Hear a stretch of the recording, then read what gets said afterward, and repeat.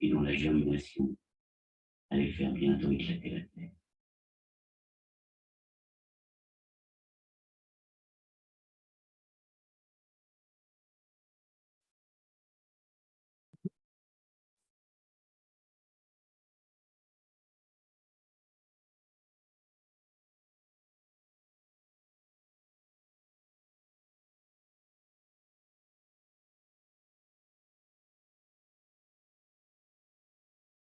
La película.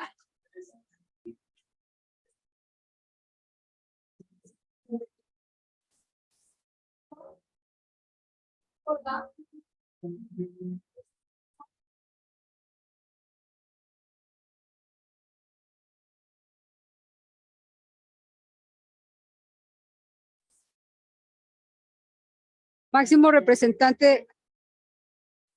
¿Sí?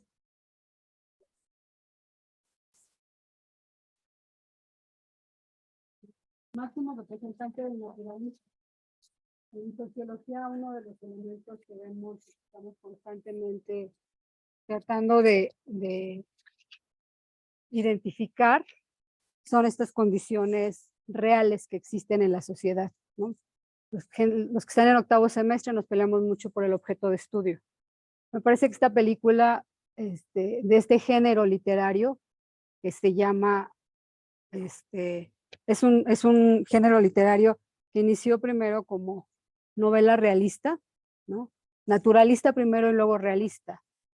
En realidad el autor se fue a la mina y estuvo trabajando con los minores, participó del movimiento que hubo y fue una característica de Émile Zola narrar las condiciones en las que estaba. Si ustedes leyeran la situación de la clase obrera en Inglaterra, verían que las condiciones en una fábrica, había también niños, que el asunto educativo fue parte de la lucha de los obreros, ¿no? Esta parte cuando ven que ustedes van y lanzan y se van contra las máquinas, también sucedió en Inglaterra, que fue el movimiento ludista. ¿A quién identificaban los obreros como el opresor? A las máquinas, ¿no? Era imposible que identificaran como al dueño de las máquinas. Entonces esta novela es recogida por Émile Zola, de esta corriente literaria, pero que perseguía que las desigualdades, las diferencias de clase, el tipo de trabajo que realizaban en ese momento los trabajadores, se supiera por todos, ¿no? Entonces, de alguna manera, si hoy viéramos a Émile Zola con la luz que vemos ahora, diríamos, es parte de los sociólogos, ¿no? De los que narran y ven la situación como está ahora. Hay varios elementos. Yo diría el primero, literario, que tiene que ver con esta narración realista de cómo se dan las cosas. La parte social tendría que ver con las clases sociales. Siempre hablamos de clases sociales, pero me parece que en esta película es muy ilustrativo. Ajá. En lo social, ¿no? También dentro de lo social político tendríamos que ver la lucha que enfrentan los trabajadores por tener mejores condiciones de trabajo. Yo les decía a mis alumnos de cuarto semestre que cuál es del sector 1 del ramo de la minería, y estamos viviendo ahorita nosotros este proceso de que las grandes transnacionales y las empresas extranjeras que vienen otra vez a nuestro país, que están haciendo convenios, tienen en esas condiciones a los obreros mexicanos. Exactamente las mismas. ¿Se acuerdan de pasta de conchos? ¿No? O sea que acá se cayó la mina porque no tenían buenas condiciones y se quedaron enterrados. El caso de Chile, que bueno, finalmente los rescataron, pero esa es la situación de los mineros. En México no solamente es eso, sino que ahora en el oro y la plata, el mercurio que utilizan o los químicos que utilizan para depurar el metal está contaminando el agua y está contaminando la tierra. No solamente son las condiciones de trabajo, sino también la parte ecológica, la parte de la naturaleza, pero sobre todo la parte humana. En el aspecto económico, ¿qué les puedo decir? ¿No? O sea, nosotros siempre hablamos como de este asunto de quiénes son dueños de los medios de producción, quiénes son dueños del capital, quiénes son. Lo hablamos como en abstracto. En esta película se narra tal cual es la burguesía, ¿no? Cuando Marx dice, es que los trabajadores no tienen nada más que su fuerza de trabajo, es esto que se enfrentan. Te mueres de hambre, no tienes nada. Al final narran un poco la parte del campesino, ¿no? De alguna manera todavía tiene tierra y sobrevive. En el caso de los trabajadores industriales, de los trabajadores asalariados, cuando dice Marx que no tienen nada, es que no tienen nada, ¿no? O sea, es real esta situación, ¿no? En la parte económica.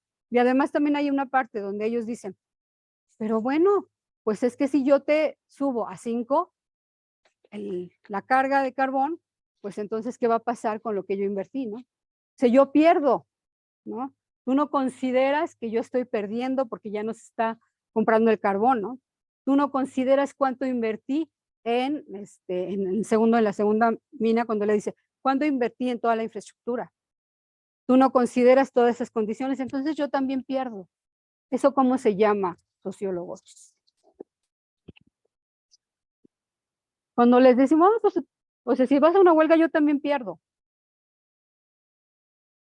Ideología, ¿no? Interiorizan, para eso juega un buen papel la educación, ¿no? O sea, este asunto que dice Foucault de la disciplina y de cómo nos movemos y de lo que hacemos, pues finalmente tiene que ver con ideología, ¿no? Pues cuando le dice, es que yo voy a perder, ¿no? Yo aquí no conozco al dueño, la primera mina, yo soy el gerente, ¿no? Y las condiciones en las que vive, bueno, yo soy el gerente, ni siquiera voy a conocer al dueño. Y en la segunda dice, yo soy el dueño, pero pues si ustedes paran, pues yo pierdo. Y consideren que yo pierdo todo lo que invertí, ¿no? Y entonces ahí vamos como esta parte económica de, bueno, finalmente, ¿por quién obtienen ganancia? Por el trabajo, ¿no? Finalmente por ese trabajo no pago.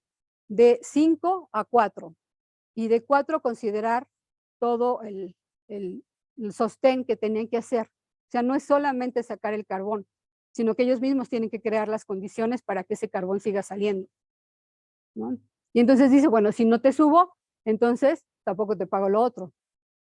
¿Y qué es lo que reducen? Cuando vemos en economía este asunto de el plusvalor relativo, bueno, no te aumento el número de horas, pero te disminuyo el salario mínimo. Cuando se da esa situación de que, bueno, te bajo a 4, pero entonces el asunto de ponerte los palos para que se sostengan, te lo pago aparte, pero ¿eso qué es? Disminución del salario. Eso es disminución del salario mínimo para sobrevivir.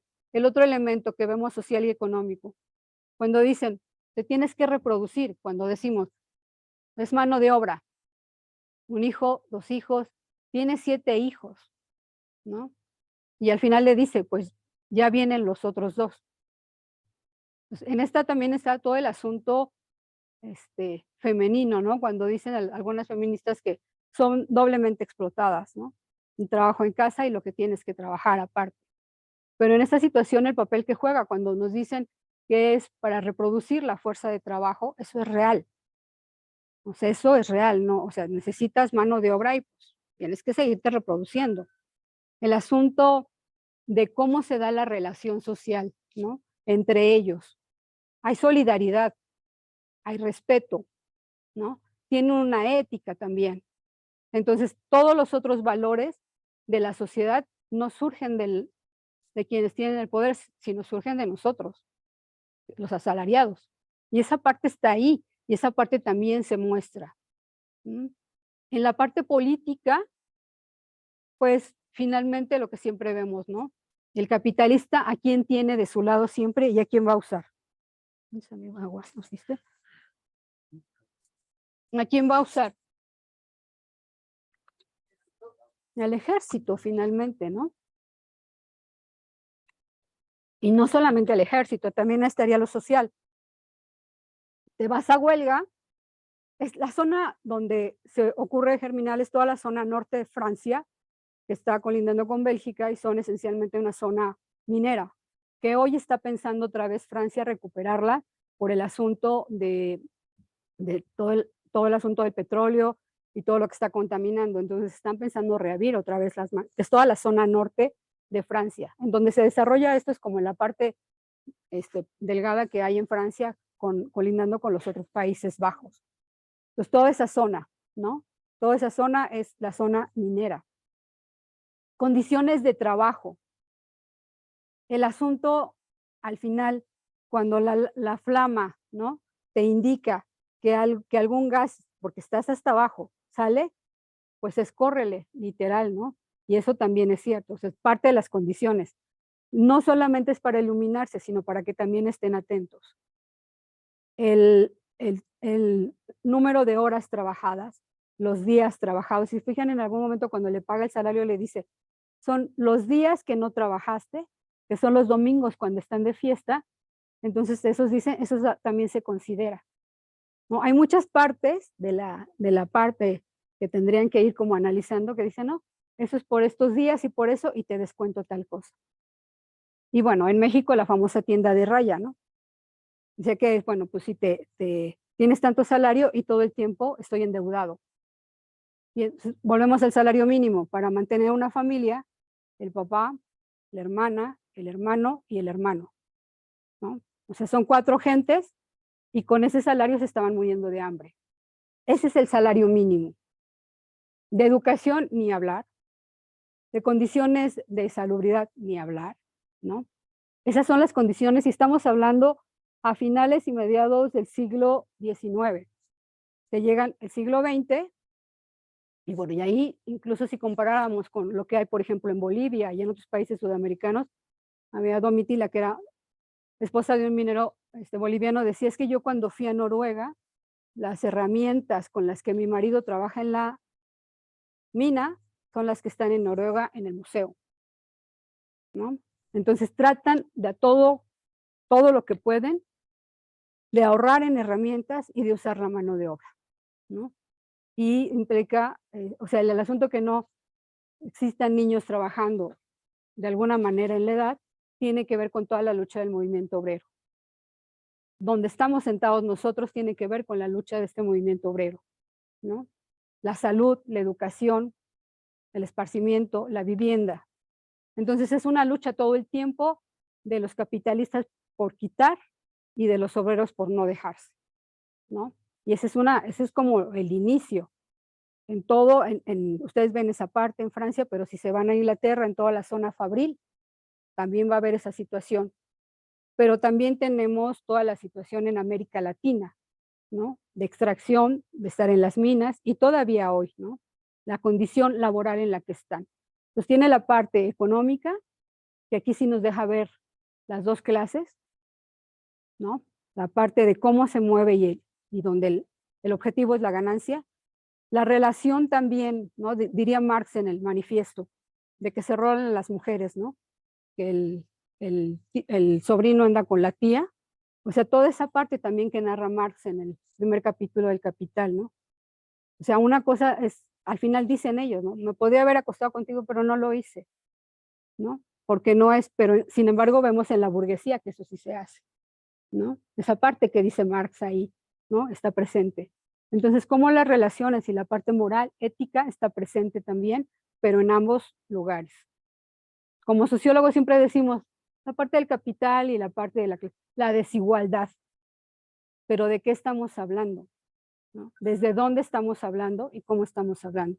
Y en el caso de los de octavo semestre con el objeto de estudio, ¿no? O sea, cuando hablamos del objeto de estudio, entonces hay que decir desde dónde, cómo es ese objeto de estudio.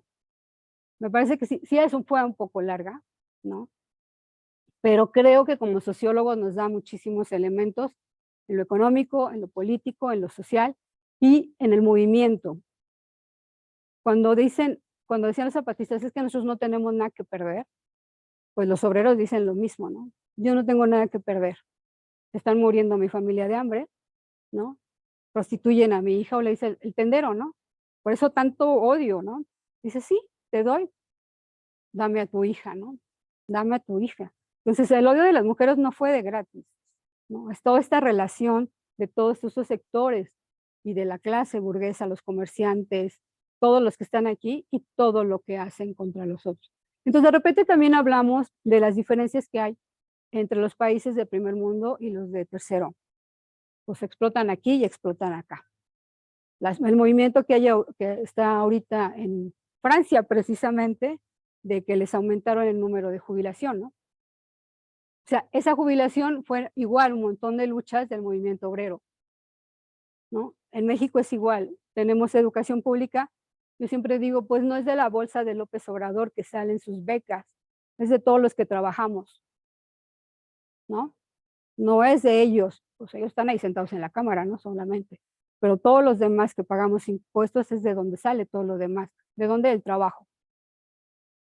Y es esto que dice, ¿por qué tenemos que estar con una condición tan miserable? Lo otro, la conciencia, que también habla Marx, ¿no? De la conciencia en sí a la conciencia para sí. ¿Qué es la conciencia en sí? Pues yo vivo en esa situación, la para sí es que veo al otro que está en la misma condición que yo.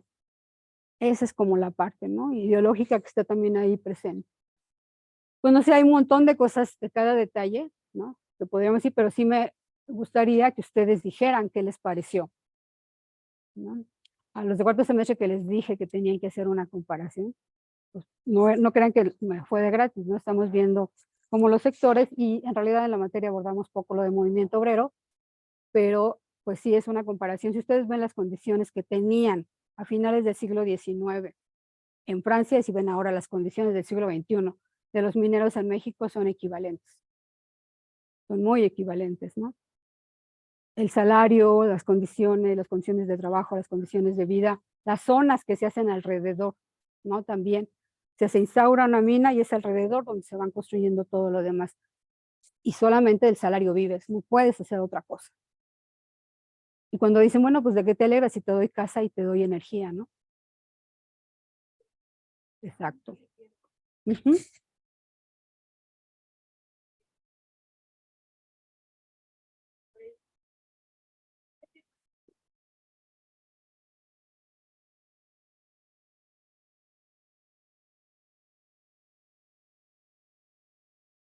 Los trabajadores pues pedían eso, o sea, que les aumentaran el salario porque no les alcanzaba ni para comer, a fin de semana pues se quedaban sin nada.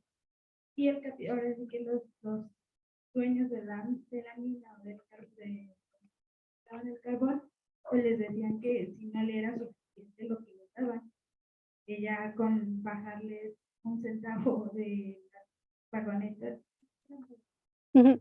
Sí, de los carros. ya con eso se dieran por bien servidos. Pero además les dijeron que por qué no ahorraban, ¿no?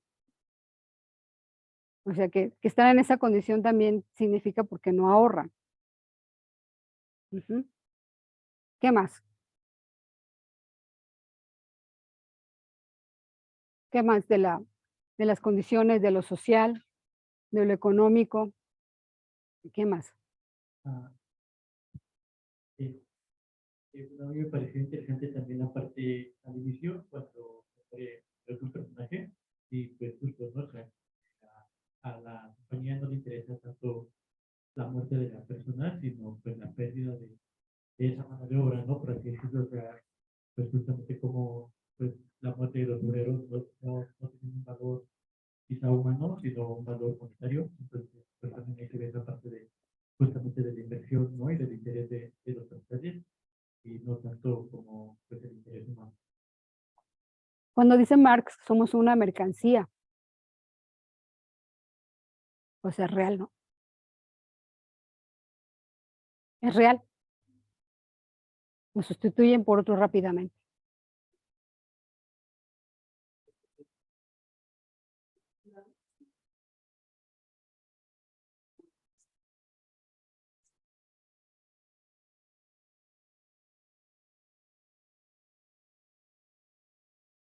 Esta novela también se considera como un clásico para para ese sentido que es de la obvio que el texto de la niña, de agua, eso es Ujú. actual, de sociedad general. Yo también el escritor tiene una cara de 20 niveles, era un mal visto por la sociedad, pero realmente cuando fallece, la clase obrera va por primero los En este yo, en este porque la otra, lo que es importante es lo que señala, siempre nos han dicho que los son en una sola batalla ya, ¿no? Una vez una buena, entonces, esta es la lógica, no hay una sola cosa,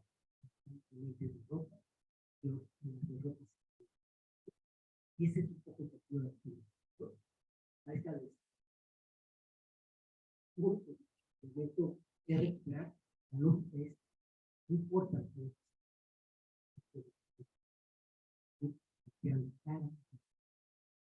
ocurre al final con la madre de los hijos, todas sus familias, esposos, hijas, Perdió 3 hijos, el mayor, la mayor, el que sigue, el niño que falleció durante la huelga, el esposo.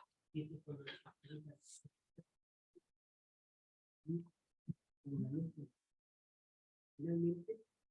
el otro elemento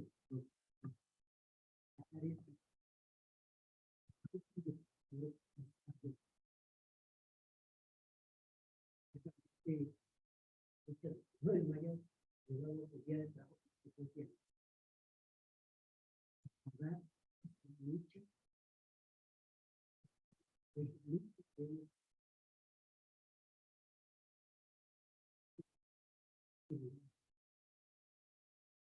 tiene sentido una buena experiencia.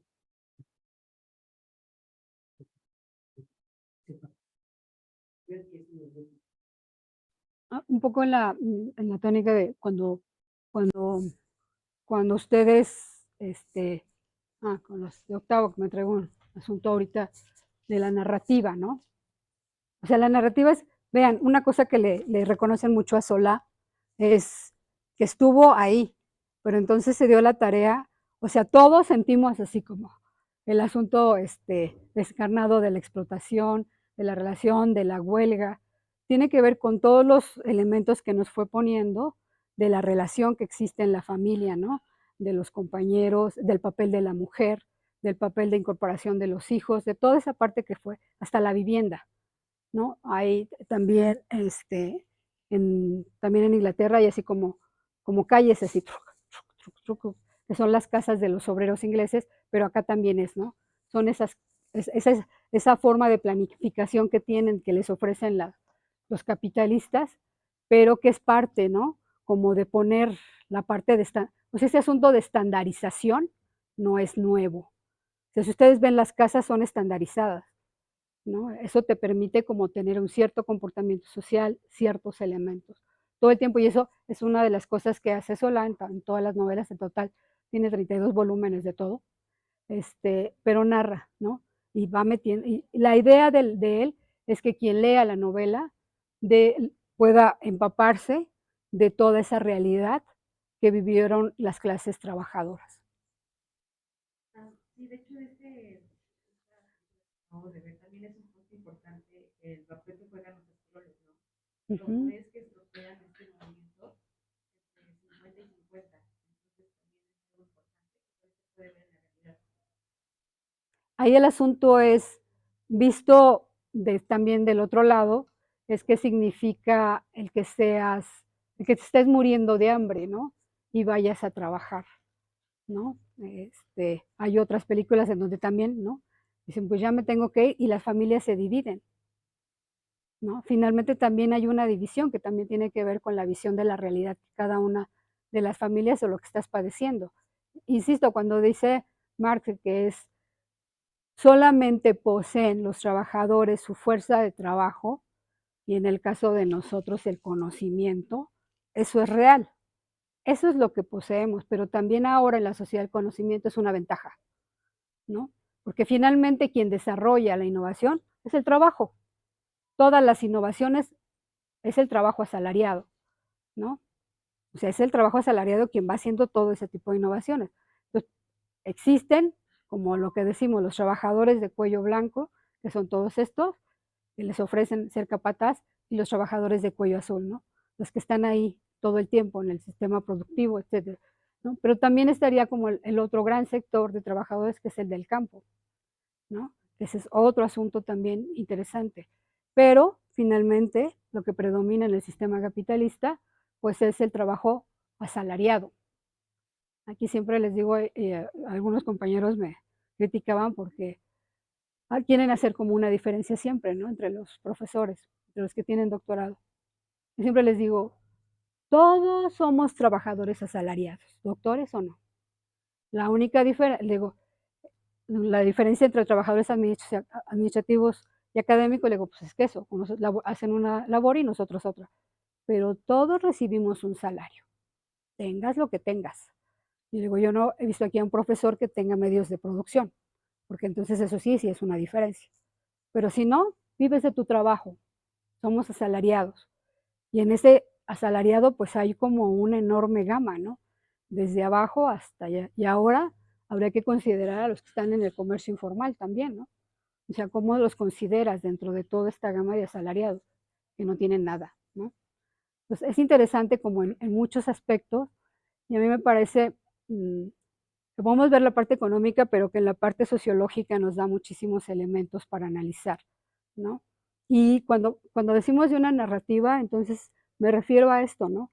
A que vayan diciendo desde dónde, en qué zona está la mina, cuáles otras minas existen en esa zona, cuántos capitales, en qué época, etcétera, que vayan diciendo todo eso.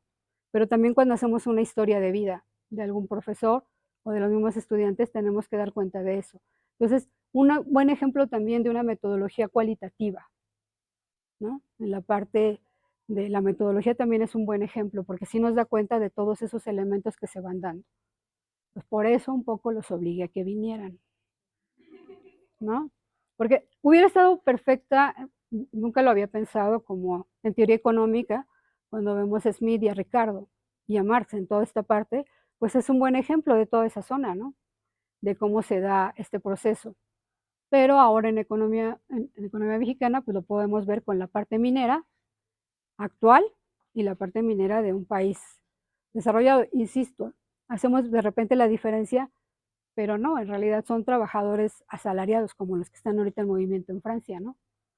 Exactamente igual. Es el capital, explotando como quiera y como pueda. Y entonces cuando decimos que es la lucha entre unos y otros, es cierto. Porque si tú te dejas, ellos te van a ir mirando a dejarte, además, que es el papel que te toca seguirte reproduciendo para tener al siguiente, y al siguiente, y al siguiente, ¿no? Pues toda esta parte está ahí. Entonces, hay como muchos elementos importantes, interesantes, desde todos de lo social, lo político y lo económico. Pues les agradezco mucho que se hayan esperado, porque sí es una película larguísima, pero creo que es un buen reflejo sociológico de una situación concreta e insisto, también metodológico. Pues muchas gracias.